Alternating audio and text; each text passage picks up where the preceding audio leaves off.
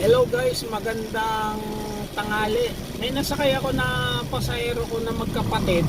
Hindi ko totally natanong kung anong apelyido nila, pero si sir magaling Tagalog and English. Tapos nadampot ko sila sa Leon Ginto. Tapos inatid ko sila dito sa Makati Makati pa rin. Alas Makati magkalapit lang. Leon Ginto, Manila, tapos eto Makati. Tapos yung dalawang magkapatid, ayun, konting nagkwento, tapos kahit pa paano napasaya ko sila. Isipin mo naman, pagbaba nila, sabi ni sir na katabi ko, hindi ko nakuha yung pangalan, pero alam ko makukuha ko yung pangalan niya kasi inad niya ako. Sabi niya, natuwa sa'yo si kuya ko, kaya bibigyan kita ng 1,000. Ito po yung binayad niya sa akin, 1,000. Kaya sabi ko nga, di ba, maraming mga taong mababait. Basta maging mabuti lang kayo, maraming blessing din dadating sa inyo. Salamat sir, pero